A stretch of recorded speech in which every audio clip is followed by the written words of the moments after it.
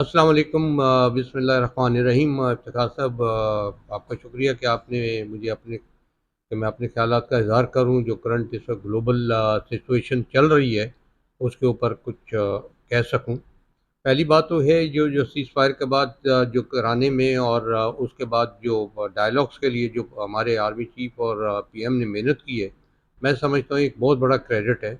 और सबसे बड़ा क्रेडिट तो ये है कि 45 साल प्लस के बाद कुछ उन दोस्तों को जो कि आपस में एक बहुत इख्तलाफ रखते हैं, उनको एक टेबल पे बिठाना एक बहुत बड़ा जो है वो कारनामा है।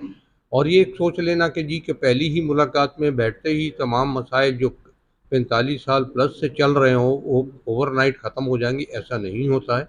लेकिन एक ब्रेक थ्रू हुआ है, आइस ब्रेक हुई है और मैं समझता हूँ कि इसके बड़े अच्छे रिज़ल्ट निकलेंगे।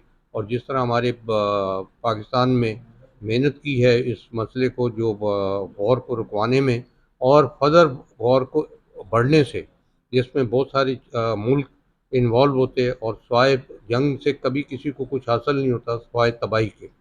और एंड में इस तबाही के बाद भी लोग टेबल पे ही बैठते हैं। अब जो इस वक़्त का सिनेरियो है, जो इस वक़्त हालात हैं, मैं समझता हूँ इस वक़्त बेहतरीन मौका है पाकिस्तान को इन चीज़ों का एडवांटेज लेने का। और वो एडवांटेज ये है कि जी के पहले जैसे आपके इस वक़्त आपकी पोर्ट, आपके एयरपोर्ट्स ये एक बहुत बिज़ी शेड्यूल्स में चल रहे हैं और हमें इसका फुल एडवांटेज लेना चाहिए। और ये एक अल्लाह ने हमें मौका दिया है, हमें अपने चार्जेस अपनी चीज़ों को कम करना चाहिए। सिविल एविएशन के चार्जेस कम करने चाहिए ताकि ये एक हब जो है टेम्परेरी ना रहे, पक्का हब बन जाए। इसी तरह हमारी जो तीनों पोर्ट्स हैं उसके अंदर भी हमारे चार्जेस और उसको भी बहुत अपडेट करना चाहिए ताकि ये भी एक ज़बरदस्त रूट बने और पाकिस्तान को इससे इनकम शुरू हो। यहाँ इसके साथ-साथ हमें अपने लोन से भी अपनी जान छुड़ाने की कोशिश करनी चाहिए। और सबसे पहले तो घर ये कहते हैं कि ना अपने घर से शुरू करें। हमारे घर से भी ज एक्सपेंसेस कम नहीं होंगे, हमारी लीडरशिप के एक्सपेंसेस कम नहीं होंगे। ये असेंबलियों के अंदर जो चीज़ें पास हो रही हैं और जो सिर्फ़ अपनी मरात, अपनी चीज़ों को पास करते हैं। कोई चीज़ आप अगर आज कराची शहर को देख लें, उनकी सड़कें देख लें, उनका इंफ्रास्ट्रक्चर देख लें, जो है एक लतीफ़ा बन चुका है। और कई बार आपने इन व्हाट्सएप पे देखा होगा कि तबाही की ज़रूरत नहीं है, कराची को आकर देख लें, तो ये उसकी फ़ोटोएँ खींच के भेज दें तो आप कह सकते हैं कि जी कि यहाँ बम्बारमेंट हुई। तो अब हमारी तो ये कराची वालों का तो ये हाल हो गया। मैं समझता हूँ कि हमें भरपूर फ़ायदा लेना चाहिए और इस हालात के तहत हमें अपने मुल्क की तरक्की के लिए काम करना चाहिए और इसमें सिंसियरली करना चाहिए। ये असेंबलियों में मैं समझता हूँ अगर आपने सिर्फ़ कर्ज़ा उतारना है ना, तो ये जो बिज़नेस सेशंस होते हैं, इनको ख़त्म कर दें।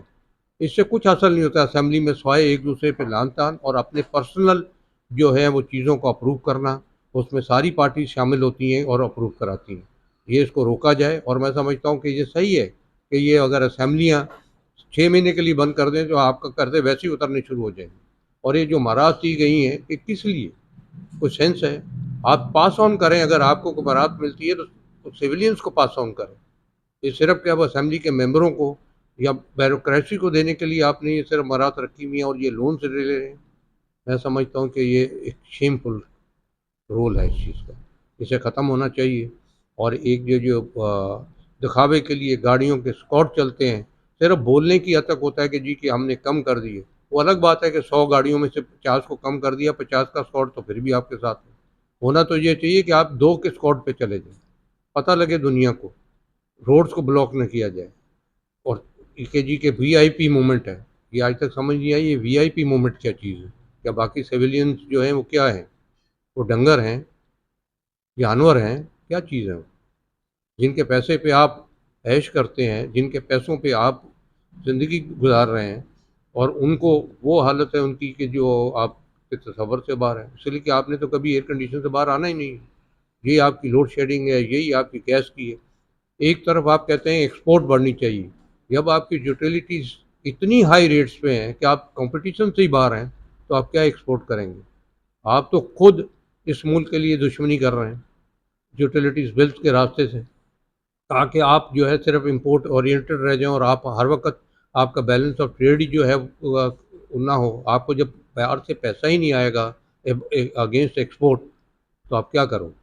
आप बेगर ही रहोगे। अ बेगर can not be a chooser.